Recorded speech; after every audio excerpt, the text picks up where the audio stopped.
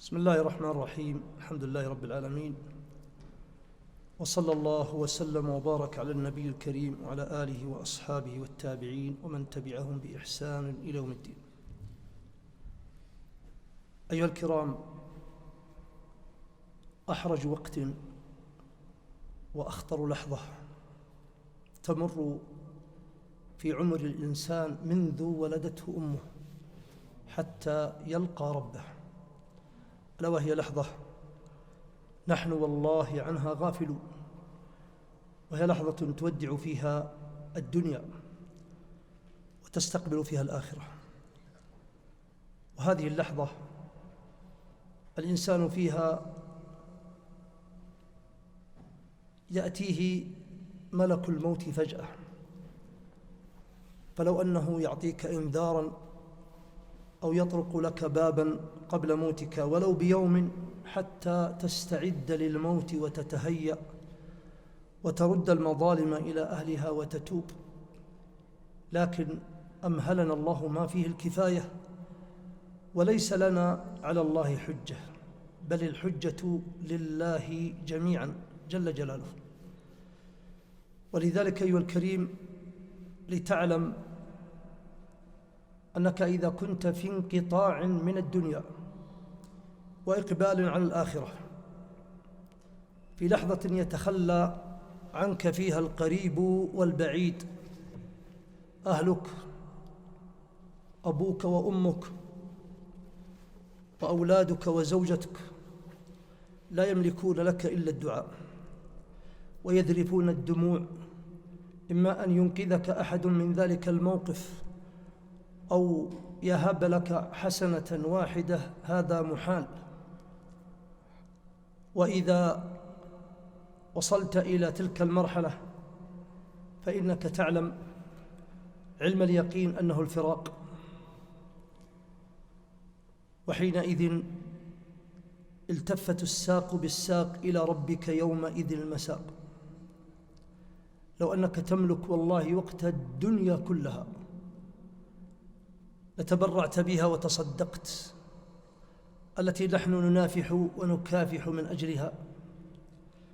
تخاصمنا وتشاجرنا وتنابذنا وتقاطعنا وتهاجرنا وتسافكنا الدماء من أجل هذه الدنيا الفانية، وعند حلول السكرات ونزول الكربات يتمنى العبد لو أن مفاتح الدنيا وخزائنها بيده ثم يفتدي بها، لكن هيهات هيهات، لقد كنا في مهلة والوقت انتهى. وأعظم خوف يعتريك في تلك اللحظة، هل أنت من أهل الشقاوة أو من أهل السعادة؟ هل أنت من أصحاب اليمين أو من أصحاب الشمال؟ أمنزلتك تراها في الجنة أم في النار؟ يقول صلى الله عليه وسلم: من أحب لقاء الله أحب الله لقاءه، ومن كره لقاء الله كره الله لقاءه.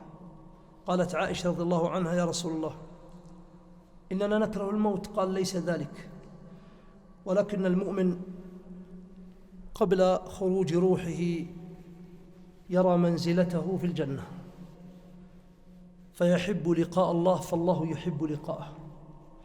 والفاجر والكافر يرى منزلته في النار فيكره لقاء الله فيكره الله لقاءه. اعلم أن في تلك اللحظات ينكشف الغطاء وترى الملائكة رأي العين تخاطبهم ويخاطبونك، تراهم ويرونك، ولكن كما قال الله تعالى: فلولا إذا بلغت الحلقوم وأنتم حينئذ تنظرون ونحن أقرب إليه منكم ولكن لا تبصرون. في تلك اللحظة البعض يشك يقول: كيف نحن نراه لا يتكلم، الميت المحتضر، وفي قبره يقال أنه يقعد، ما نراه يقعد في قبر ضيق. نقول: أخي الكريم، إن من رحمة الله ولطفه جل ثناؤه أنه أعطانا على ذلك مثالا كل منا يعيشه. أرأيت إن كنت نائما ساكنا هادئا فترى رؤيا أنك تضحك وبصوت عالي، أو تبكي أو تصرخ، وترى أنك تجري وتقفز وتأكل وتشرب وأنت في مكانك، وتحس بالنعيم والسعادة وتحس بالألم والشقاوة. طيب لماذا من بجوارك لا يحس بك وأنت نائم بجواره؟ لأن الأمر يتعلق بالروح، وتعلقها بالروح حين الموت أعظم وأعظم، فلذلك ينكشف الغطاء وترى كل شيء وتخاطب. أول بشرى يفرج الله بها همك ويهدئ بها روعك ويسكن بها خوفك، هو أول ما ترى أيها التقي المؤمن ملائكة ينزلون من السماء بيض الوجوه كأن وجوههم الشمس، هكذا قال صلى الله عليه وسلم، كأن وجوههم الشمس، ينزلون منك على مد البصر، ومعهم أكفان من أكفان الجنة وحنوط من حنوطها. ثم ينزل ملك الموت الذي يا طالما خفناه وارتعدت فرائص بعضنا عندما يسمعه أو يسمع بذكره، ينزل عند رأسك ويخاطبك وأنت أسمع ما يكون وأبصر ما يكون وأعقل ما يكون، فيقول يا أيتها النفس أو يا أيتها الروح الطيبة، اسمع ما أعذب الكلمات وما أرق الألفاظ، لأنك مؤمن وتقي، هكذا قد استعددت لتلك اللحظة وتهيأت. يا أيتها الروح الطيبة كانت في الجسد الطيب، اخرجي إلى روح وريحان ورب غير غضبان، فتستجيب وتنزل تلك الروح تسيل كما تسيل القطرة من في السقاء. وهذا ما قال الله تعالى والنازعات غرقا والناشطات نشطا. قال المفسرون النازعات غرقا أعوان ملك الموت الذين هم ملائكة العذاب، تنزع روح الشقي والكافر والفاجر نزعا شديدا. وأما المؤمن فملائكة الرحمة تنزع روحه بسهولة، وهو قول الله تعالى والناشطات نشطا.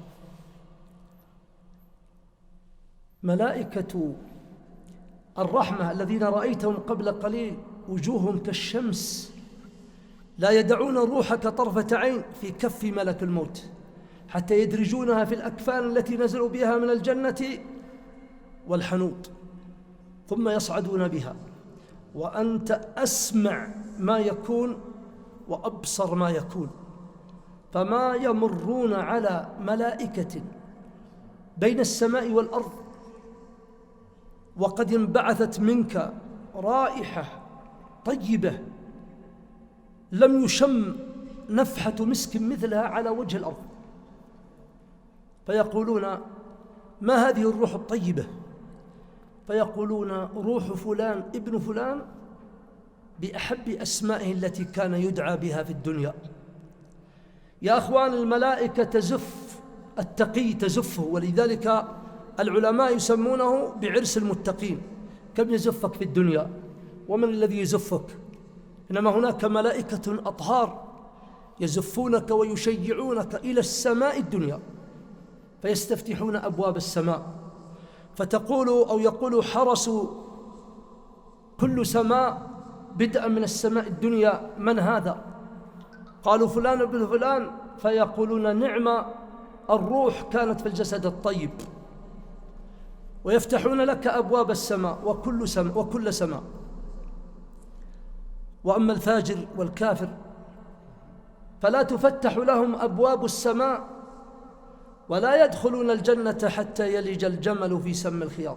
ليس هذا فحسب، بل تطرح أرواحهم طرحا من السماء فتهوي فتتخطفها الطير، أو تهوي إلى واد سحيق وتشعر بآلام وخوف ورعب. نسأل الله أن يأمننا وإياكم في الدنيا والآخرة. وكل ملائكة من مقربيها يشيعونك ويصلون عليك ويدعون إلى السماء التي تليها، وهكذا يفعل بك في كل سماء حتى تصل إلى السماء السابعة. فهنا تسجد روحك لله رب العالمين، فيا طالما كم قد استجابت لأمره. تصلي الفجر في المساجد، تأتمر بأمر الله وتنتهي بنهيه. يا طالما كم قد صامت وشعرت بالجوع والعطش، وسهرت الليالي قياما وركوعا وسجودا لله. كم غضت الأبصار من أجل الله، كم تركت المال الحرام من أجل الله. هو حبيب القلوب الذي إليه تهاجر القلوب والأرواح، فيسجد بين يدي ربه، فيناديه الله تعالى ويسمع خطابه: اكتبوا روح عبدي في عليين وليس في أسفل سافلين، وأعيدوه إلى الأرض فمنها خلقتهم وفيها أعيدهم ومنها أخرجهم تارة أخرى. يا للفوز ويا للفلاح ويا للأمن والطمأنينة والسكينة عند سماع هذه الكلمات العظيمة. ممن؟ إنه من الكبير المتعال، من رفيع الدرجات، من ذي الطول لا إله إلا هو. فترجع روحك، وهذا الوقت كله هذه الأحداث في لمح الطرف، أمور لا يعقلها العقل، لا تعقلها العقول أبدا. ثم ترجع إلى جسدك وترفرف روحك وأنت تشعر بكل من حولك.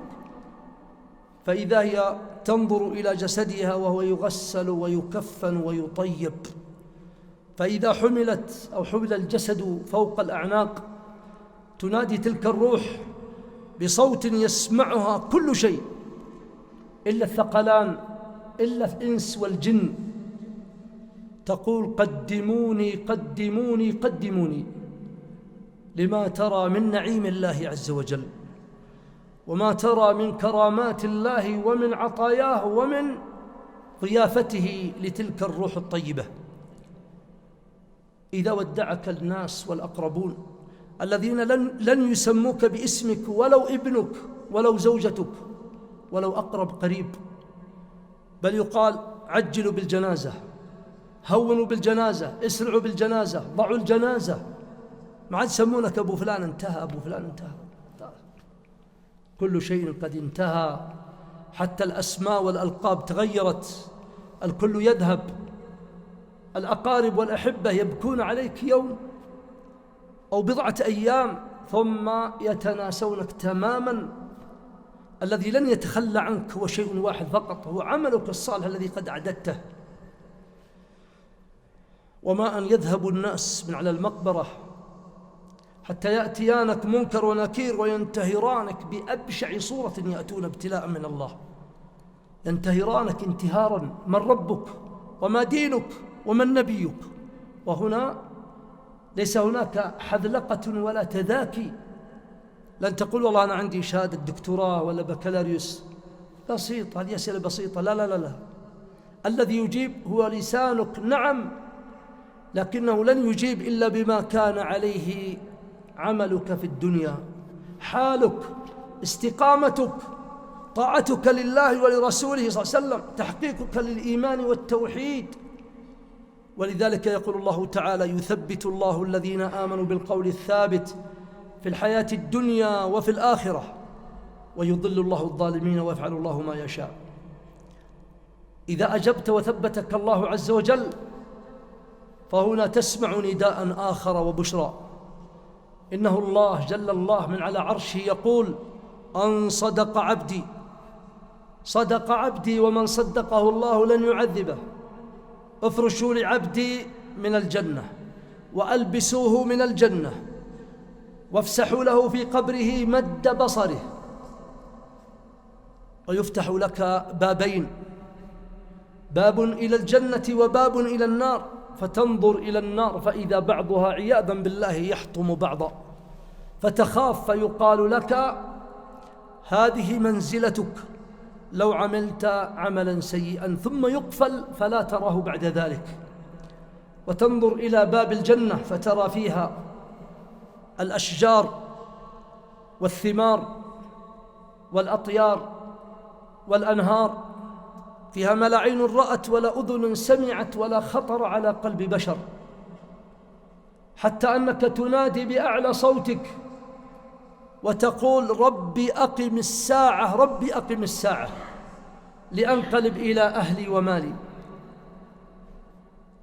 وهنا يأتيك شاب حسن الهيئة حسن الثياب طيب الرائحة، فيقول أبشرك بما يسرك، هذا يومك الذي كنت توعد. فتقول من أنت؟ فوجهك يبشر بالخير.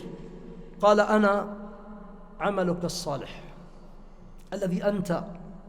الذي صنعته بعد توفيق الله، أنت الذي هيأته، أنت الذي أعددته، فيجلس بجانبك ويؤانسك ولا يتخلى عنك إلى يوم القيامة. وهنا تنادي تقول ربي أقم الساعة، ربي أقم الساعة، فيقال لك نم نومة العروس الذي لا يوقظه إلا أحب أهله إليه، فتنام قرير العين، روحك تتنعم وجسدك يلحقه شيئا من النعيم. يقول صلى الله عليه وسلم كما في المتفق عليه إن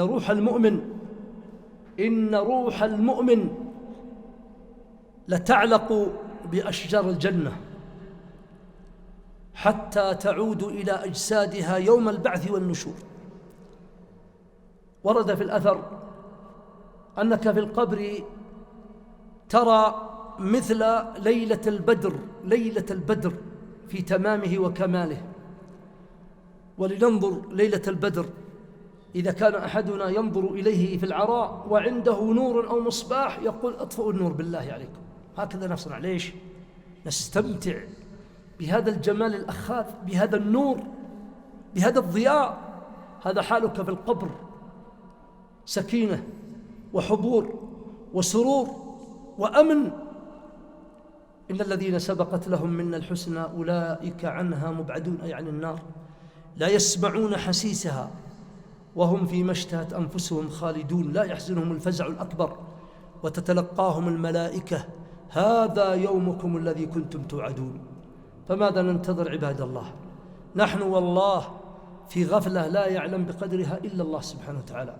لما كثرت علينا الدنيا وانفتحت أبوابها ووقعنا في مستنقع الملذات والشهوات، أصبحنا لا نحاول مجرد محاولة أن نفكر في الموت أو نتذكره حتى لا نعكر ما نحن فيه. هكذا نرى. والنبي صلى الله عليه وسلم يقول أكثروا من ذكر هذه اللذات، ما كان في قليل إلا كثره ولا في كثير إلا قلله. الموت يهذب والله الأنفس ويزكيها، يجعلها ترعوي وتخنع وتذعن لله تبارك وتعالى. لماذا نحن أحيانا نظلم ونغفل ونتكاسل ونعجز؟ لأننا قد نسينا الموت. ولو تعلم أن الموت نصب عينيك لعلمت يقينا أن الموت سيأتيك في أي لحظة. فهل أنت على استعداد؟ هل أنت مستعد للموت تلك اللحظة؟ اسأل نفسك بينك وبين نفسك. والله لو دخل علينا ملك الموت من هنا وأرانا الله إياه وعرفنا أنه ملك الموت، والله لتسابقنا إلى الأبواب هروبا. والله لو خير أحدا منا في أن يقبض روحه ما أخال أحدا منا يقول أنا، لأننا لم نستعد، لأن أعمالنا الله يعني لا يؤاخذنا. السلف الصالح كان أحدهم يبكي الليل والنهار، كان يريد ويتمنى لقاء الله عز وجل، لأنه يعلم أن الدنيا للتقي لأن الآخرة للتقي خير من الدنيا، وللدار الآخرة خير للذين اتقوا، أفلا تعقلون؟ فأسأل الله بمنه وفضله وجوده وكرمه وعطائه أن يزكي أنفسنا وأن يلهمنا وإياكم رشدنا ويقينا شرها، أي شر أنفسنا. ونسأل الله بمنه وكرمه أن يجعل هذه الدنيا مطية لنا ولكم إلى الله وإلى الدار الآخرة. أن يجعل ما أعطانا عونا لنا ولكم على طاعته. أسأل الله تبارك وتعالى أن يجعلنا وإياكم هداة مهديين غير ضالين ولا مضلين. اللهم يا معلم إبراهيم علمنا، ويا مفهم سليمان فهمنا. اللهم رب جبرائيل وميكائيل وإسرافيل فاطر السماوات والأرض عالم الغيب والشهادة، أنت تحكم بين عبادك فيما كانوا فيه يختلفون، اهدنا لما اختلف فيه من الحق بإذنك، إنك تهدي من تشاء إلى صراط مستقيم. اللهم بيض وجوهنا أجمعين، واشرح صدورنا، واستر عيوبنا، واغفر ذنوبنا، وارفع درجاتنا، واعلي منازلنا، وأقل عثراتنا، واجبر كسورنا. اللهم احسن لنا الخاتمة يا رب العالمين. اللهم احسن خواتمنا في الأمور كلها، وأجرنا من خزي الدنيا وعذاب الآخرة. والله أعلم، وصلى الله على نبينا محمد وآله وصحبه أجمعين. جمعية الدعوة والإرشاد وتوعية الجاليات بأبها، بالدعوة نحيا.